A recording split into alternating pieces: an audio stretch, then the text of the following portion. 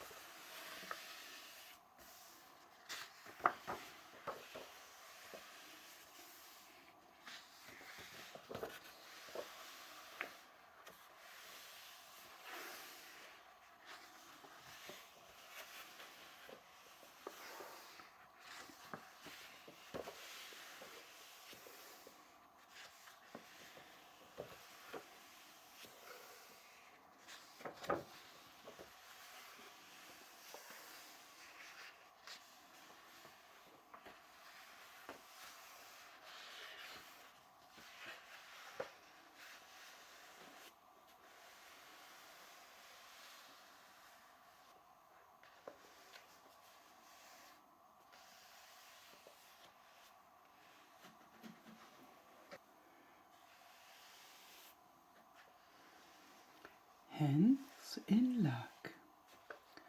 Some men are born to good luck. All they do or try to do comes right. All that falls to them is so much gain. All their geese are swans, all their cards are trumps. Toss them which way you will, they will always, like poor paths, alight upon their legs, and only move on so much faster. And only move on so much the faster. The world may very likely not always think of them as they think of themselves, but what care they for the world? What can it know about the matter? One of these lucky beings was neighbor Hans. 7 long years he had worked hard for his master.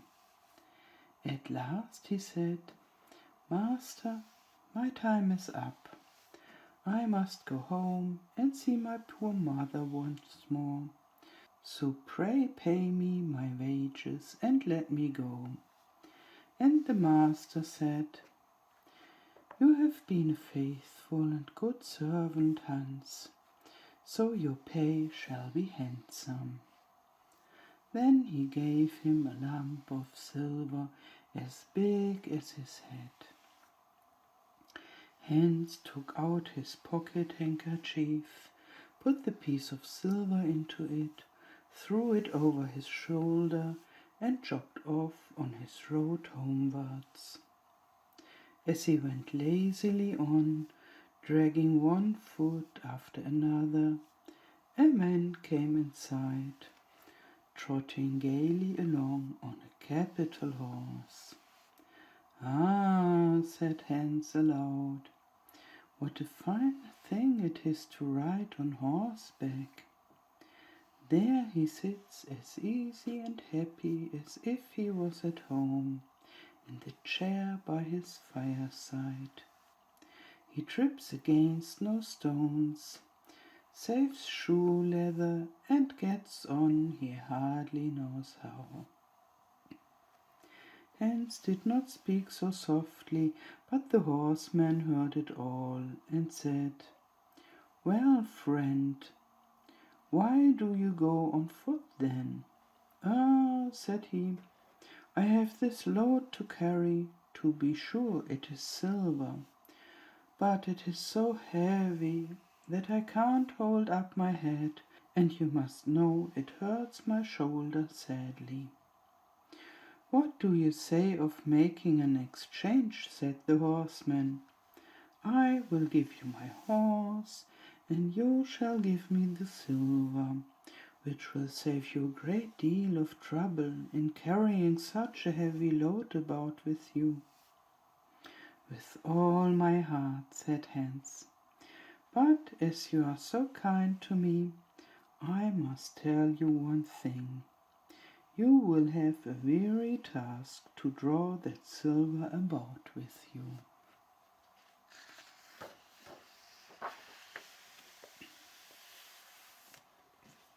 However, the horseman got off, took the silver, helped Hans up, gave him the bridle into one hand and the whip into the other, and said, "When you want to go very fast, smack your lips loudly together and cry, 'Yip!'" Hans was delighted as he sat on the horse, drew himself up, squared his elbows, turned out his toes, cracked his whip, and rode merrily off, 1 minute whistling a merry tune and another singing. No care and no sorrow, a fig for the morrow, we'll laugh and be merry, sing neigh down Derry. After a time he thought he should like to go a little faster, so he smacked his lips and cried, "Yip!" Away went the horse full gallop, and before Hans knew what he was about, he was thrown off and lay on his back by the roadside. His horse would have ran off if a shepherd who was coming by, driving a cow, had not stopped it. Hans soon came to himself and got upon his legs again, sadly vexed, and said to the shepherd, "This riding is no joke. When a man has the luck to get upon a beast like this that stumbles and flings him off as if it would break his neck. However, I'm off now once for all. I like your cow now a great deal better than this smart beast that played me this trick, and has spoiled me my best coat, you see in this puddle, which, by the by, smells not very like a nosegay. One can walk along at one's leisure behind that cow, keep good company, and have milk, butter, and cheese every day, into the bargain. What would I give to have such a prize?" "Well," said the shepherd, "if you are so fond of her, I will change my cow for your horse. I like to do good to my neighbors, even though I lose by it myself." "Done," said Hans merrily. "What a noble heart that good man has," thought he. Then the shepherd jumped upon the horse, wished Hans and the cow good morning, and away he rode. Hans brushed his coat, wiped his face and hands, rested a while, and then drove off his cow quietly, and thought his bargain a very lucky one. "If I have only a piece of bread, and I certainly shall always be able to get that, I can, whenever I like, eat my butter and cheese with it, and when I'm thirsty, I can milk my cow and drink the milk. And what can I wish more?" When he came to an inn, he halted, ate up all his bread, and gave away his last penny for a glass of beer. When he had rested himself, he set off again, driving his cow towards his mother's village. But the heat grew greater as soon as noon came on, till at last, as he found himself on a wide heath that would take him more than an hour to cross, he began to be so hot and parched that his tongue clave to the roof of his mouth. "I can find a cure for this," thought he. "Now I will milk my cow, and quench my thirst." So he tied her to the stump of a tree and held his leathern cap to milk into. But not a drop was to be had. Who would have thought that this cow, which was to bring him milk and butter and cheese, was all that time utterly dry? Hans had not thought of looking to that. While he was trying his luck in milking and managing the matter very clumsily, the uneasy beast began to think him very troublesome, and at last gave him such a kick on the head as knocked him down, and there he lay a long while senseless. Luckily, a butcher soon came by, driving a pig in a wheelbarrow. "What is the matter with you, my man?" said the butcher, and helped him up.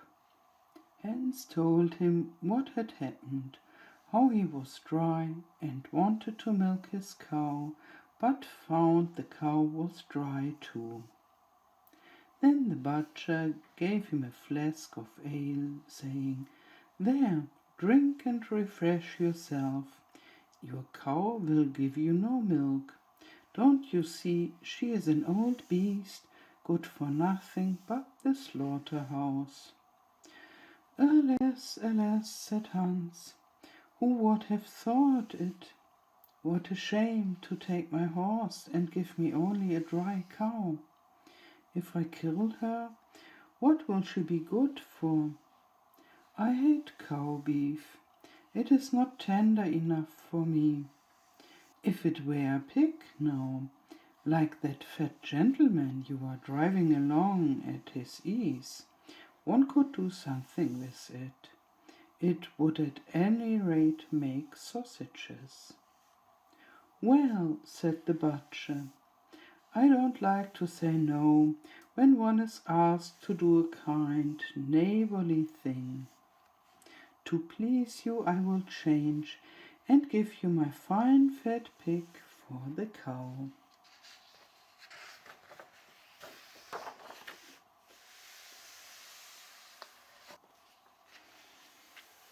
"Heaven reward you for your kindness and self-denial," said Hans, as he gave the butcher the cow, and taking the pig off the wheelbarrow, drove it away, holding it by the string that was tied to its leg. So on he jogged, and all seemed now to go right with him. He had met with some misfortunes, to be sure, but he was now well repaid for all. How could it be otherwise with such a travelling companion as he had at last got? The next man he met was a countryman carrying a fine white goose. The countryman stopped to ask what was o'clock.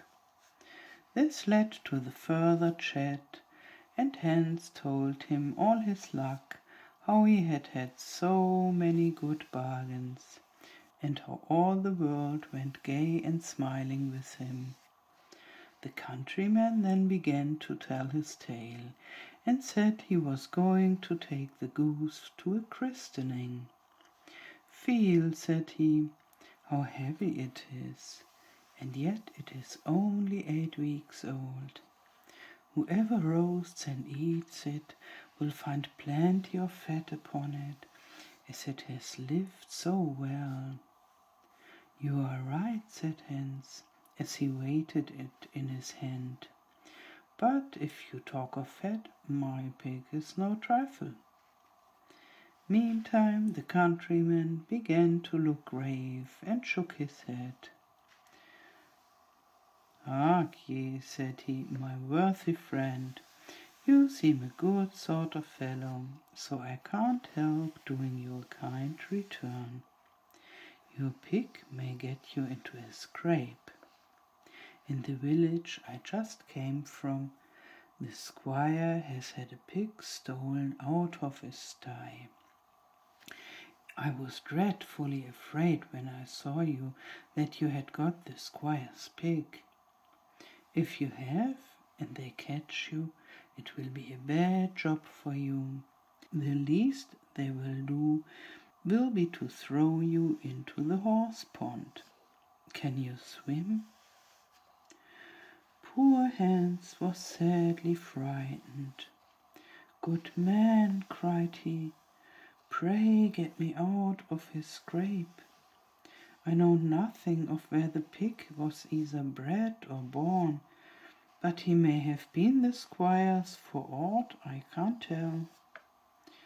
You know this country better than I do. Take my pig and give me the goose." "I ought to have something into the bargain," said the countryman. "Give a fat goose for a pig, indeed. 'Tis not everyone could do so much for you as that.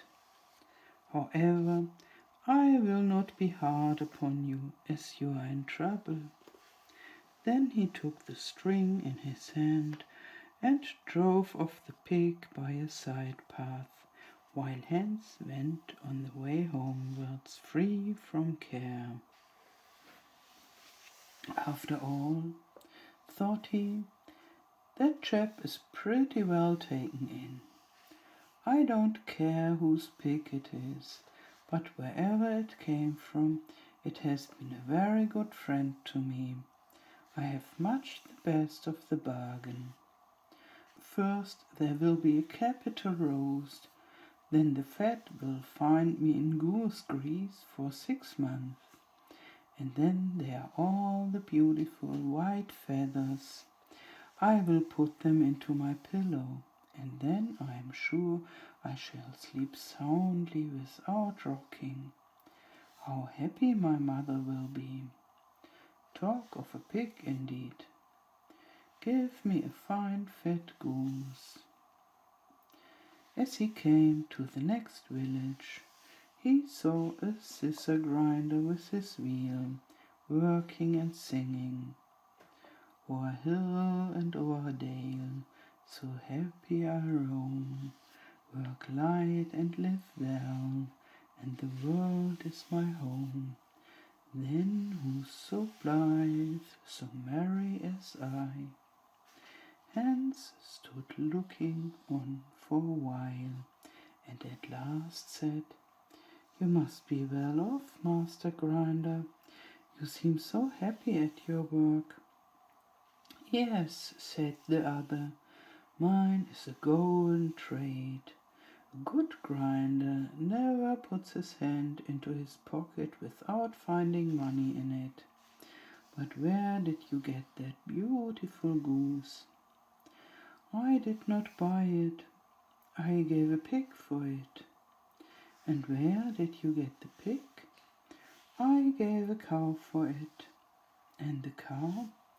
"I gave a horse for it." "And the horse?" "I gave a lump of silver as big as my head for it." "And the silver?" "Oh, I worked hard for that 7 long years." "You have thriven well in the world hitherto," said the grinder. "Now, if you could find money in your pocket whenever you put your hand in it, your fortune would be made." "Very true, but how is that to be managed?" "How? Why, you must turn grinder like myself," said the other. "You only want a grindstone. The rest will come of itself. Here is one that is but a little the worse for wear. I would not ask more than the value of your goose for it. Will you buy?" "How can you ask?" said Hans. "I should be the happiest man in the world if I could have money whenever I put my hand in my pocket. What could I want more?"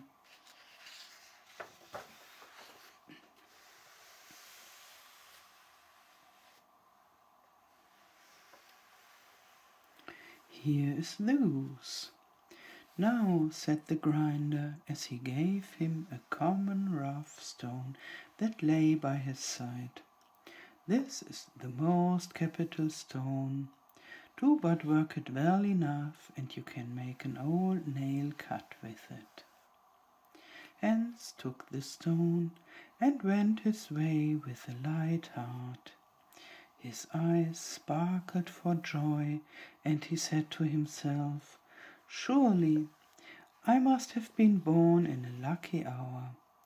Everything I could want or wish for comes of itself. People are so kind. They seem really to think I do them a favor in letting them make me rich and giving me good bargains." Meantime he began to be tired and hungry too, for he had given away his last penny in his joy at getting the cow. At last he could go no further, for the stone tired him sadly, and he dragged himself to the side of a river that he might take a drink of water and rest for a while. So he laid the stone carefully by the side on the bank, but as he stooped down to drink, he forgot it, pushed it a little, and down it rolled, plump into the stream. For a while he watched it sinking in the deep clear water, then sprang up and danced for joy, and again fell upon his knees and thanked heaven with tears in his eyes for his kindness in taking away his only plague, the ugly heavy stone. "How happy I am," cried he. "Nobody was ever so lucky as I." Then up he got with a light heart, free from all his troubles, and walked on till he reached his mother's house, and told her how very easy the road to good luck was. Good night, my dear, and sleep well.